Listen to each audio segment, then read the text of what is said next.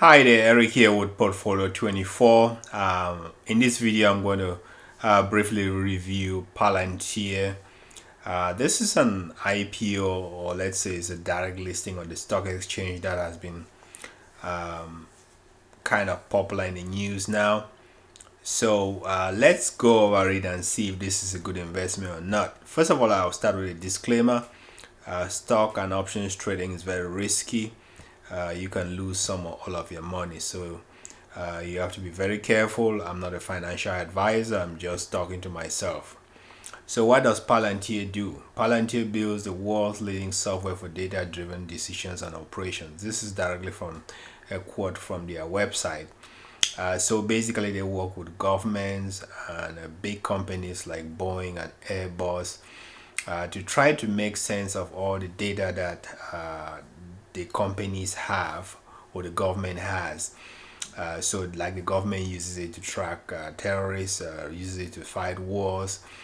Companies use their solutions to improve their operations. So they claim that their products are used throughout the public, private, and non-for-profit sectors to help organizations quickly implement solutions to the hardest problems that they face. So that's basically what they do. The question is whether is this a software as a service company or is this a consulting business? That is a question that is very difficult to answer. But let's look at the numbers. Let's see if they're making money or not. So if you look at the form S1 here that they file with the SEC, look at the very first line item there. It tells you about revenue. 2018, close to $600 and $600 million in revenue. 2019, $742 million. First half of 2020 so far about $480 million. So you can imagine that this year they're going to make $1 billion in revenue in 2020. However, the one interesting thing about this company is that even though they have been in business for several years and they have some very big clients like the US government and big companies like Boeing and Airbus, they are still not turning a profit. They are still losing money. So it's a little bit difficult to understand, to make sense of the of what is going on here. So whenever we have a company like this, for us to value the company, we use the annual revenue multiples to kind of put a value to the company. If you decide to use the 10 times annual revenue, then basically in this case you would assume that if they are making $1 billion this year, the company will be worth $10 billion. So the question is whether you want to use a 10 times annual revenue multiple, you want to use a higher multiple or a lower multiple. If it's a consulting business, then the overhead is very high. If it is a software as a service business, that is different. The overhead is usually much smaller.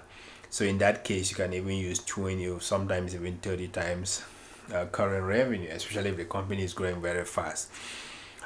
Based on the information that we have on the from S1 here, it looks like they are growing revenue about 40 to 50% annually. So at the time of the IPO listing for this company, the valuation that they're giving us is about 10.5 billion, which is not too bad. This will be actually pretty good if this is a SaaS company, a software as a service company with $1 billion in revenue and growing at about 50% annually. This will be a good figure. However, if this is a consulting company, then their cost will be extremely high, in which case this valuation will be pretty high. So it's kind of difficult to actually make sense of what is going on here. A few risk factors about this company. I think one of the most important risk factors is that this company has very few customers. It's the US government, a few big governments, a few non-governmental organizations, and a few big companies like Boeing and Airbus. They don't have that many customers. So you can imagine that if a customer makes up 5 or 10% of his revenue, if they lose one of their customers, then the revenue, they have a big ding on their revenue. So that's a very big risk factor. So You have to take that into consideration when you are investing in a company like this. Other risk factor is that this company has been out there for several years now in Silicon Valley. They have some very smart people, but they are losing money. The question is, why are they still losing money up till now? And based on the way their share structure is, it sounds as if they have very few people who make decisions for the whole company. If you want to invest, know that, I mean, you're going to buy shares there, but you don't have any voting rights as such. You basically depend on the team. You either take the team the way it is, or you don't take the team, or you don't accept the team, which really means that the whole business structure is based on the team itself. So the big question is here, will I buy it? Well, the interesting thing about this company is that it's going to be a direct listing, so the market is going to set the price. Actually, it's not like some big banks are going to buy the shares and then dump them over to us at 2x and then walk away. At this time, I think you can just chill out and wait and see. Let the market determine a price, let some more information come out, and then that's what I would do. I'll jump in at that time. I said, this video is just for educational purposes. I'm just talking to myself. I'm not a financial advisor. Please make sure that you consult with somebody who is competent to help you make that decision. I hope this video was helpful. If you like it, please push on the subscribe button, smash the like button. This will help us, give us some encouragement so that we can make some more videos about IPO investing, about investing in pre-IPOs, about options trading. And if you care about some other person, please share this video to that person. It may help them. I hope you have a wonderfully blessed day. Thank you very much. Bye bye.